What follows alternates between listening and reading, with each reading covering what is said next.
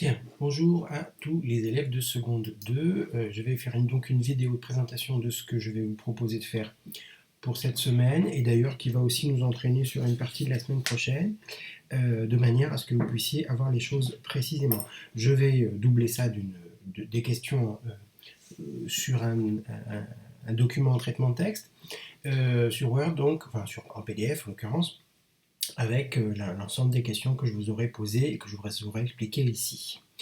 Donc il s'agit d'entrer à la fois dans l'œuvre que nous avons encore à étudier, à savoir la double inconstance de Marivaux, que je vous avais demandé de lire, et d'y entrer de manière à utiliser les connaissances que nous avons sur le théâtre, que nous avons réabordé, puisqu'elles étaient abordées en troisième et en quatrième, entre autres, que nous avons abordé avec donc la pièce de Racine, Andromaque, et ici, comme le genre théâtral et le sous-genre théâtral est différent, il s'agit d'une comédie du XVIIIe siècle, de 1723, nous allons nous appuyer sur les singularités, les particularités de cette pièce, de manière à ce que vous puissiez connaître tout aussi bien la tragédie que la comédie, ce qui est d'ailleurs l'objectif des programmes.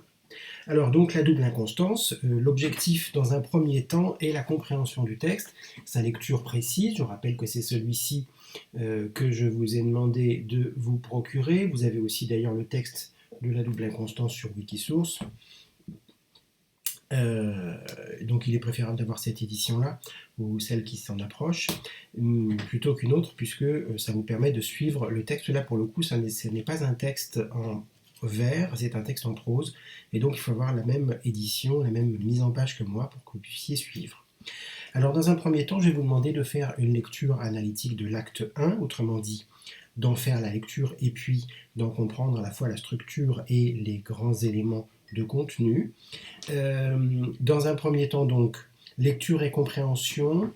Donc ce que je vous conseille, ce que je vous avais d'ailleurs déjà conseillé sur d'autres ouvrages, que ce soit Zadig ou Thérèse d'Esquerroux, c'est d'en faire un résumé rapide, même si vous vous appuyez sur un résumé pour suivre la pièce elle-même, d'en faire un résumé rapide de votre cru, donc résumé de l'action et du contenu informationnel, en 3 phrases maximum en gros par scène, et de clore, ou plutôt de faire un bilan donc de cette activité par des remarques sur l'acte 1.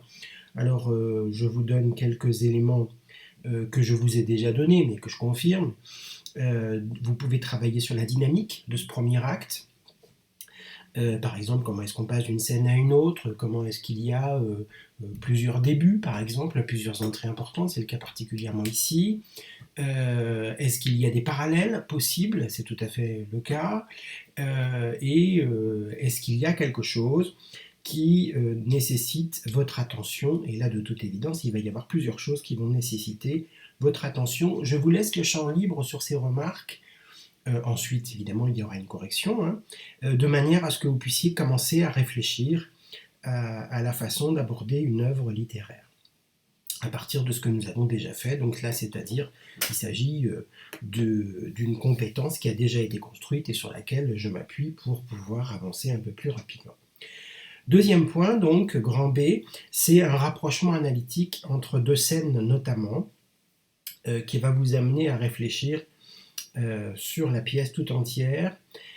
Si l'on rapproche dans l'acte 1 toujours donc la scène 1 et la scène 2, on trouve un certain nombre de choses. Alors je vous propose 2 questions qui vous permettent de les comparer, une sur la scène 1 et l'autre sur la scène 2.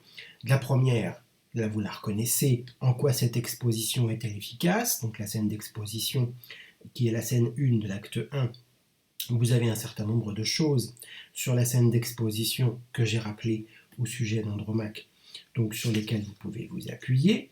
Et pour la scène 2, la question suivante, comparez les apports de ces 2 scènes et expliquez en quoi va constituer l'action de la pièce. Donc si vous l'avez déjà lu, vous savez qu'il y a quelque chose d'important qui se passe dans la scène 2, qui n'est d'ailleurs pas exactement présenté dans la scène 1, donc un apport supplémentaire par rapport à la scène 1, et surtout, évidemment, nous apprenons quelque chose de très important. Comment est-ce que ça va nous permettre de lire la pièce? Est-ce que ça vous confirme un certain nombre de choses de ce que vous avez lu?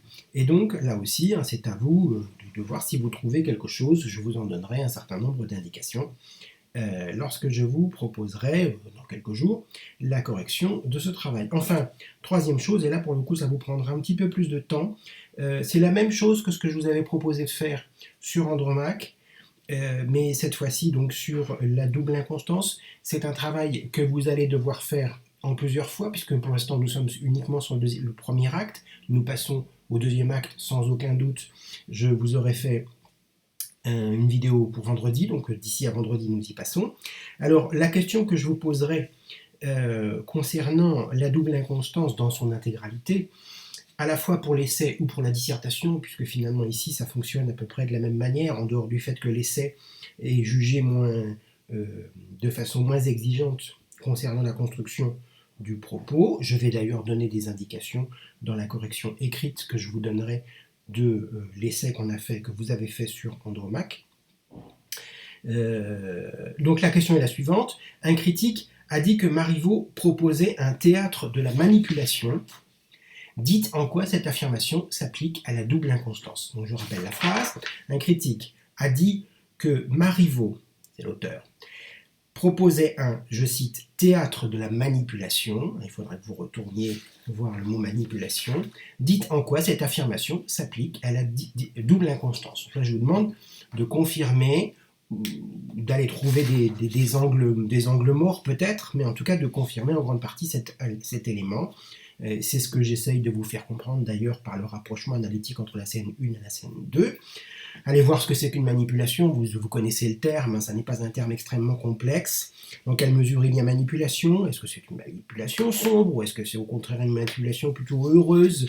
Et du coup, on peut se demander si comédie de la manipulation, c'est ce qu'on vous demande d'ailleurs, ce vers quoi on vous demande d'aller dans cette réflexion, si comédie de la manipulation, ce ne serait pas un oxymore, autrement dit, ou X, Y, M, O, R, E, non masculin, une figure de contradiction à l'intérieur d'un groupe nominal. Est-ce qu'il n'y a pas contradiction entre le fait de faire une comédie et d'en faire à partir de manipulation? Donc voilà, des questions importantes qu'il faut se poser dans cet essai. Commencez à chercher des éléments précis. Attention, je vais vous donner d'ailleurs quelques éléments concernant cet écrit. Pour l'instant, vous ne faites que le préparer. Ne le rédigez pas, vous traversez l'œuvre. Vous devez absolument éviter de raconter l'œuvre. C'est ce que vous avez fait pour une grande partie d'entre vous, sauf Loane, qui a fait un très bon devoir et qui a fort bien compris ce qui avait été demandé. Loane Bertrand. Et en dehors d'elle, donc, beaucoup d'élèves ont raconté l'histoire, ce qui est très très ennuyeux, très honnêtement, parce qu'en général, l'auteur le fait beaucoup mieux que vous. Il s'agit de proposer des éléments tirés de l'œuvre qui confirment ou infirment la question posée, autrement dit qui vont dans le sens de cette question, qui répondent à la question, qui sont pertinents, et de les organiser donc sous la forme de deux parties, en gros de trois parties, deux parties plutôt pour l'essai, trois parties pour la dissertation. Vous avez plus de temps pour la dissertation puisque vous avez 4 heures, alors que pour l'essai vous avez en gros 2 heures et demie. Mais donc il faut composer. Il faut composer ce devoir de manière à répondre de manière précise à la question, et surtout, vous devez commencer par des éléments simples pour aller vers des éléments un petit peu plus complexes. Donc essayez de voir comment vous allez trouver des éléments dans le premier acte, puis dans le deuxième et dans le troisième. Vous pouvez déjà commencer à anticiper si vous allez vite et si vous avez bien travaillé en amont, sur votre lecture. Je sais qu'un certain nombre d'entre vous font déjà des travaux sur des résumés qu'ils utilisent, qu'ils font pour eux-mêmes, donc ça c'est une très bonne chose. Et donc vous pouvez anticiper ce travail. Mon objectif serait que vous me renvoyiez ensuite, par la suite, pas cette semaine mais la semaine d'après, cet essai, dans les mêmes, en gros, les mêmes attentes que le précédent, avec donc une feuille complète, donc un recto et un verso, au moins, et surtout éviter de suivre comment dirais-je, le fil de l'œuvre et de la raconter. Ça n'est pas ce qu'on vous demande. Bien sûr, on a besoin d'éléments de contenu, et bien sûr, on a besoin que vous respectiez la chronologie des événements, mais enfin, il faut insister sur le personnage manipulateur, sur les éléments de la manipulation, l'objectif de la manipulation, sur un certain nombre d'éléments qui permettent de confirmer en effet qu'on peut parler ici de théâtre de la manipulation, parce qu'il y a une figure de pouvoir et deux figures qui intéressent le pouvoir mais qui ne sont pas des gens de pouvoir, qu'il y a une opposition entre eux, ainsi de suite. Et vous pouvez aussi envisager de contredire en partie cette affirmation, c'est-à-dire d'une manipulation qui ne serait pas une manipulation si sombre que ça, ou peut-être d'une comédie dont on ne peut pas trouver le comique. Ça, c'est vous qui décidez ce que vous en dites. Et de deux êtres qui ne sont pas seulement manipulés, qui acceptent un peu de l'être, et de l'être par amour et par désir. Donc voilà, j'ai un certain nombre de choses à dire sur ces éléments-là. Moi, ce que je veux, c'est que vous ayez des références précises, que vous les ayez analysées. Donc, avant d'avoir à rédiger cet essai, vous aurez l'état de la structure et de l'analyse de chacune des scènes de l'acte premier, de manière donc à remplir correctement et de façon valide des références dans ce devoir. Donc voilà, je pense que j'ai à peu près dit tout ce que je voulais dire. N'hésitez pas à revenir sur ce document, je pense être assez précis. Commencez donc pour la partie A, c'est-à-dire lecture et compréhension, par être bien sûr de comprendre ce qui se passe dans chacune des scènes, signaler les passages qui vous seraient vraiment trop complexes à comprendre. Il y a quelques passages qui sont un tout petit peu complexes à comprendre, qui ne seraient pas inintéressants soit de vous interroger vous sur le vocabulaire à partir du dictionnaire que je vous ai signalé, CNRTL, sur Google ou sur un moteur de recherche, avec le mot devant, ou soit en me signalant si vraiment tout le passage est problématique, car il ne faut pas que ce soit un passage de 50 lignes, mais si un passage est vraiment problématique, vous me le signalez et je ferai une autre vidéo pour la lecture des passages problématiques. Voilà. J'ai fait le tour de ce que je voulais dire. Je vous souhaite bon travail pour cette semaine. Et surtout, ce qui m'importe, c'est que vous ayez lu. Donc si vous n'avez pas lu complètement, pas fini, il faut finir la pièce d'abord dans un premier temps, puis commencer le travail que je vous propose ici. Je vous enverrai donc des documents de correction au fur et à mesure, que vous regardez, que vous ne regardez pas parce que vous voulez terminer le travail, ou alors que vous regardez parce que vous n'y arrivez pas. Ça aussi, c'est possible. Mais je veux que vous soyez quand même posé la question. Voilà. N'hésitez pas à me faire des remarques aussi si vous en avez et à me poser des questions. Je me ferai un plaisir de vous y répondre. Voilà, merci.